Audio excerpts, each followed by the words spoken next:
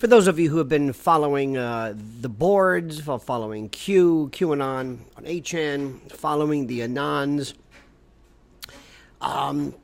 following this wonderful parallel view, not only of news, but of this wonderful world view, which I cannot commend to you any stronger. This perception of news, this not alternative, but really the truth, dare I say? Can I go that far as say the truth? Anyway, that was my plug for QAnon. There's been a lot of talk about the Internet Bill of Rights. And it's a wonderful concept. Now remember a couple of things here. This is very, very important, very, very critical. And this goes to show you not only this issue in particular, but how to look at things in general. Number one, believe nothing. Believe not me, believe not anyone. Always take it in, listen, say thank you very much, and then verify.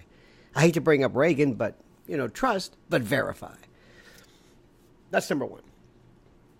And I know this may sound self-serving, but I ask you, please, I know what I'm talking about.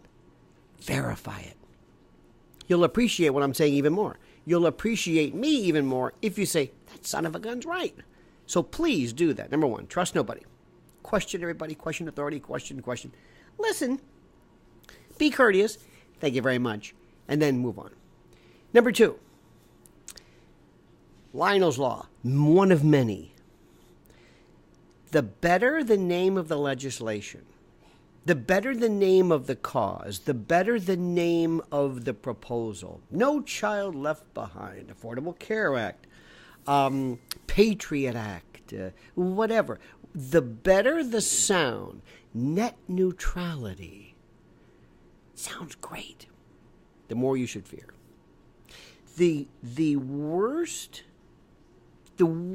legislation, the most draconian, the most limiting, the most constitutionally regressive are always given the best names.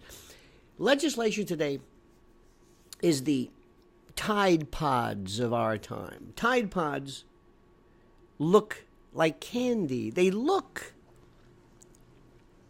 they're I'm surprised it took this long for people to start eating them. And who knew people would eat them and prefer them? But anyway, they're the Tide Pods. They're colorful, they're inviting, and they're dangerous. Dangerous. Now, when you hear net neutrality, but also Internet Bill of Rights, be very, very careful. So look at what's going on now. But let me get to the gravamen of this particular indictment. But first, this is the prefatory, this is the proem, the prolegomenon, this is the introduction, okay? Good. That notwithstanding, the biggest problem that we have as a society has nothing to do with legislation, nothing to do with any kind of Lionel merch available on demand. Christmas is just around the corner. Makes a great stocking stuffer, and yes, fine for dad or grad. Now, we're talking more about this idea of the Internet Bill of Rights. A lot of concomitant issues about channels being shut, people being excluded, people being shut down, people being throttled, shadow banned. You probably have felt or seen this in one way or another. You might, people I know on Facebook, and yes, people still use Facebook. Facebook, I know it's very hip to say, that's stupid. I don't use Facebook. I'm a cool cat from Brooklyn. I think, well, that's great. But they do use Facebook, and they like Facebook, and they care for Facebook. And you may not like this, but they do. Okay, fine. But give you an example. You may post something, story that appears not in some whatever off the wall sources, but they may say this is against community standards. You say, whoa, wait a minute, I want to post this, or You post something, but nobody sees it. You're shadow banned. You're throttled. You're shelved. Your Twitter is like, why are my numbers going down? Why doesn't anybody see this? By the way, Twitter is the biggest phony thing in the world. I love people who all of a sudden go up 10,000 views in a couple of days. Right. Okay, fine. Whatever. But what do you do about that? Or there's an event that's catastrophic. An event that everybody's talking about. An event that's in the newspapers that is being perceived by mainstream media in one particular way. And then you come along and say something outlandish, ostensibly, such as, I don't believe that happened. Those are crisis actors. That's a false flag. That never happened. That traffic accident never happened. That recall never happened. That whatever. It's your opinion. Or you go back and you talk about some event, some form of genocide that never happened. It's the weirdest thing. Sometimes you're a revisionist and you're just shut down. If you say one particular historical calamity, some horror never occurred, you're done. You're finished. If you say that some gassing in Syria was not really exactly the way it was reported. But if you're Cenk Uygur and you have historical complaints or historical differences or whatever about Armenian genocide, that's okay. I don't know what revisionist story is okay and what's not. I don't understand when incredulity is accepted and when it's not. I don't know who's in and who's not. I don't know when you can question and when you can't. Who knows? But the ultimate question is, when these things happen, when you're some edge provider, as they're called, who shuts you down, who limits you, do you have a freedom of expression claim? Do you have what is referred to far too often, and apparently axiomatically and reflexively, as the First Amendment claim? We always talk about this, the Constitution. Oh, we love the Constitution. The First Amendment. Hey, that's freedom of expression. I have a right. I have a right. This is my First Amendment. Freedom of speech, freedom of expression, freedom. Constitution, the Constitution. I've got the Constitution. It's unconstitutional. The other one is that there should be a law against that. I love that one. There should be a law against that. Well, I hate to break it to you, but for, I guess, 38 years, I've been involved in the legal biz. Practicing law for 35, but since I first cracked the book in con law, 38 years. And what never ceases to amaze me is how this is so limited. I mean, it's not what you think. It's important, but it's not. It's critical, but it's not exclusive. And sometimes if you want to just do something, well, just do it. You don't need the Constitution to back you up. The government can't tell you, hey, you can't buy that plasma TV. Do they even have plasma TV? Anyway, you can't buy that smart TV. You can't buy that. You can't wear that cologne. What?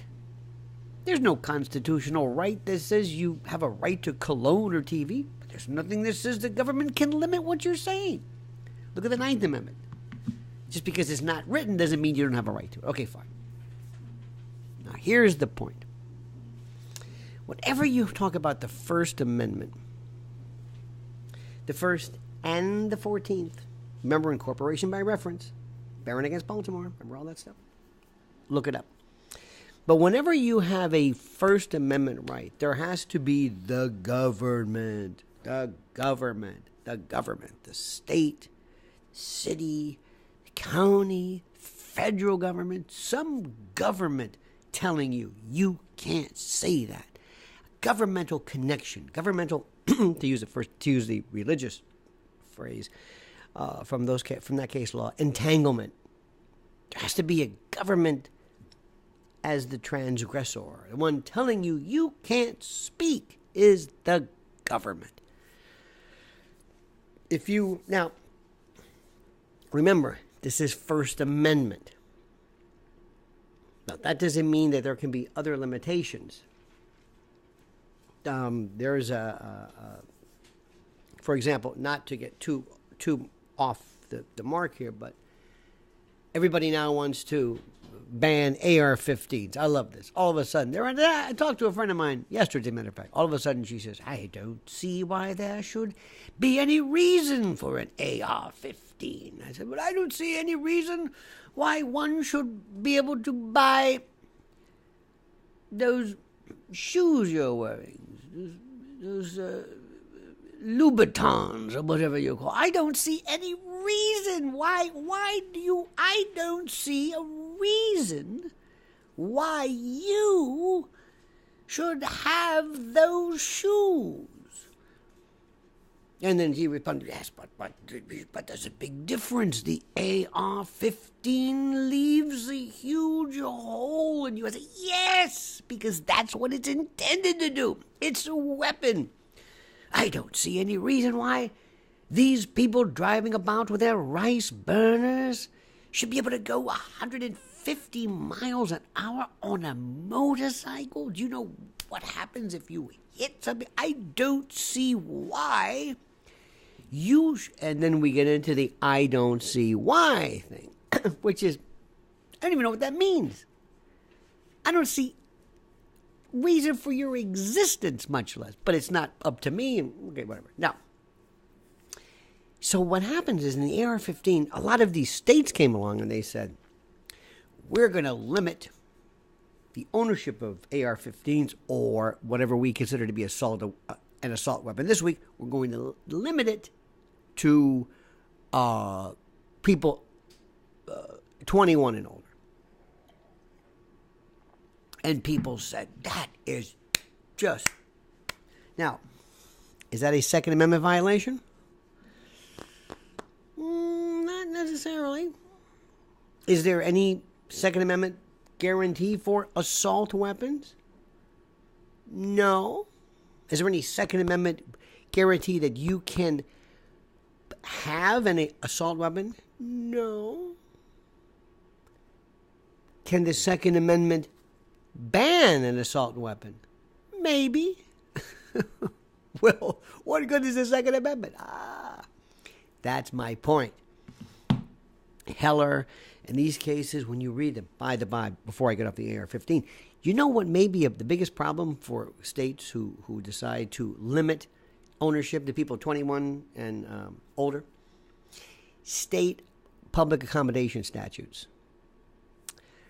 State statutes will oftentimes have limitations where you cannot discriminate on age, sex, gender, religion. You can't automatically say you can't come in. For example, I think one of the most stupid things that people are doing is vaping. I think vaping and what's this new things, cooling and all this other kind of jazz. All right, now, should the government ban it?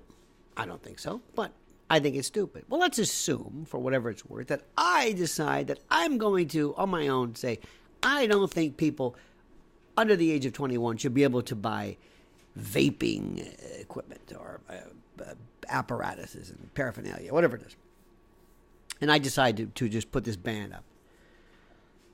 Is there anything that says I can't do that? Not really. Is there any constitutional right to vape? Not really.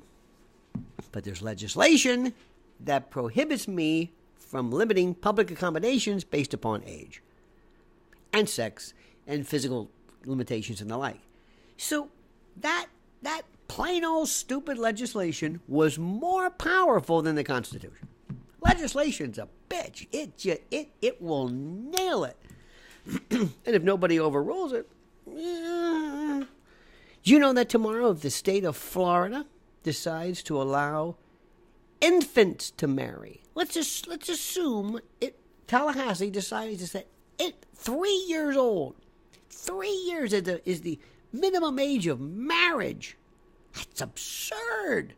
And they pass a legislation. allowing it.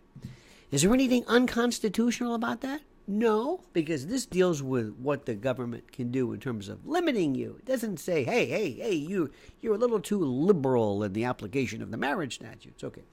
So where am I going with this circuitous rambling? Where am I going? What is this man talking about with his desultory, discursive, all over the place?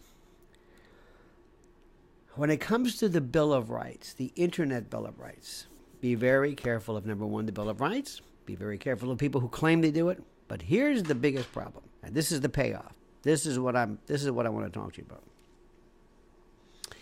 The biggest problem that we have in this country, in our beloved republic, in terms of accepting maybe the spirit of the First Amendment, the spirit of it, not necessarily the letter of it, but the spirit of expression and being able to say things that are problematic and scary. The problem that we have is the left. And I will call them the left when in fact they're not the left. They are the most radicalized, the most draconian fascists I've ever met in my life. They are the most horrible, rancid killers and destroyers of First Amendment expression than anything anybody could ever come up with on their best day. And that's a God's honest truth. Absolutely true. They are the worst. True. And they, along with this newfangled group of people, SJWs, social justice warriors, virtue signalers, Antifa, leftists, people walking around with the man bun and sleeve tats and the cloth bag and the Brooklyn barista named, Wyoming or whatever, some cool, sentient guy with a nose ring and the gal with a lip who feels and appreciates and is sentient towards, the notion of Black Lives Matter and LGBTQIAGGGMOPP ragmop and every conceivable crypto gender transmutational sexual predilection, any nuanced eroticism, whatever. They're the worst because they don't want internet freedom. They don't want it.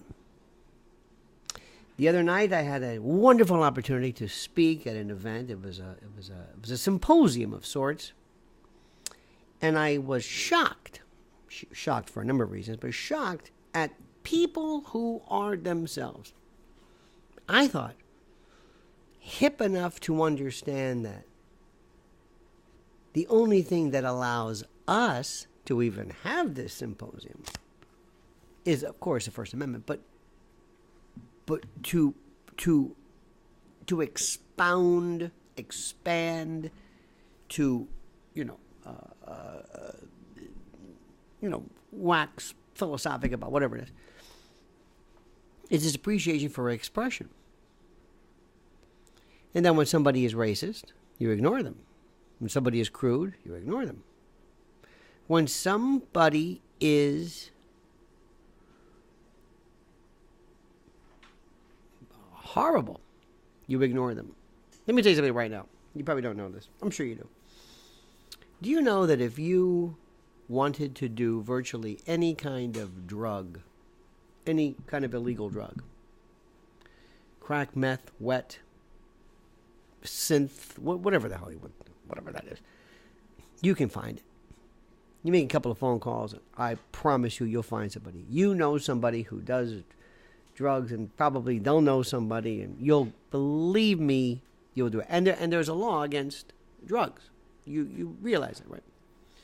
If you really, truly wanted to find in the dark web the most sexually horrible child, God forbid, pornography, you could find it. You could find it. You could, I'm sure, if you really looked, if you really, in this wonderful world that we exist right now, if you really wanted to, you could find it. I promise you. Other people are finding it. You would have to just be persistent. Now, that being said, do we shut down the internet because that's even possible? No. How do you coexist? How do you deal with this, knowing that there are people right now who are using this medium that we're on right now and are using it to involve themselves in the most horrible things? Remember when snuff films were the big deal? Well, not the big deal, but most of them, I knew a postal inspector years ago, he said, they're all phony. But anyway, people always talked about snuff films. Should you be able to see a snuff film? Should you be able to? Is that the question? Or should you prevent people from seeing a snuff film?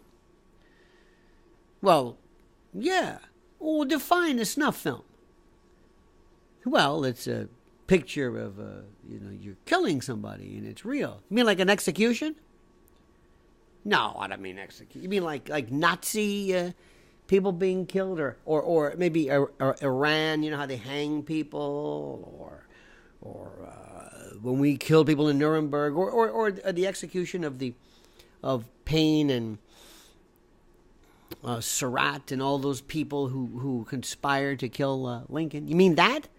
No. Well, you said that you shouldn't be able to see snuff films. Well, that's... So as you're seeing by virtue of my exercise here, to come up with a definition of what a snuff film is, I promise you, you can't do it. So the other night, when we were at this wonderful, it was very good, but it was fascinating. I said, here's what you should do. If you don't like what I'm saying, don't watch it. And the reason that the Bill of Rights and Internet Bill of Rights are people like George Soros, the great work of James O'Keefe and Project Veritas going into these and I would venture to say rogue operatives in edge provider services, Twitter, Facebook, Google, YouTube, whatever. People who are not necessarily following company orders, company directives, but are perhaps maybe on their own. Maybe they're rogue, maybe they're mavericks who've decided to go off the reservation.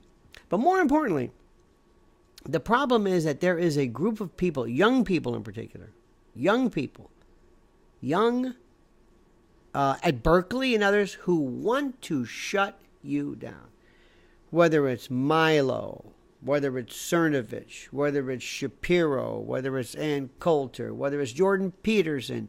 The thing we're hearing now, and by the way, you know and I know that nothing makes their ticket price rise, nothing makes their availability more precious, nothing works for them better and inures to their benefit better than to have somebody say you can't watch them, they're whatever it is.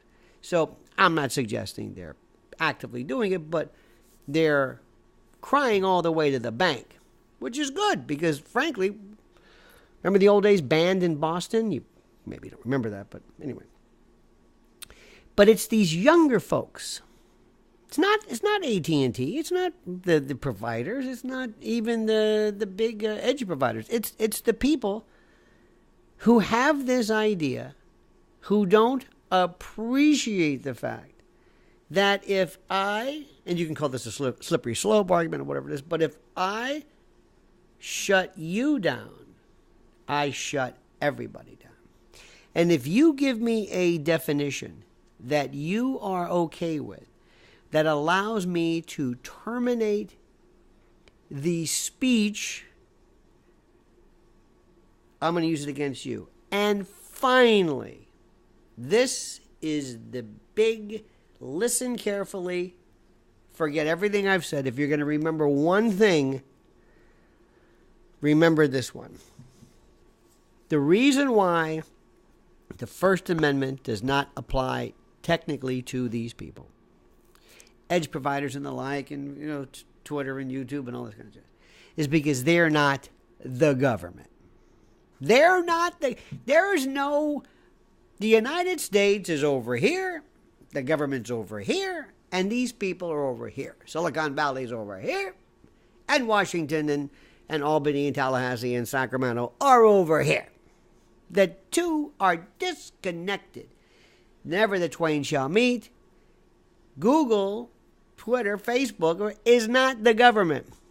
Wrong. Wrong. They have been fed by the government, funded by the government, seed moneyed by the government. They are constantly working hand in hand. They are an agent, a silent partner. They are a proxy, a straw man, a straw buyer, whatever you want to call.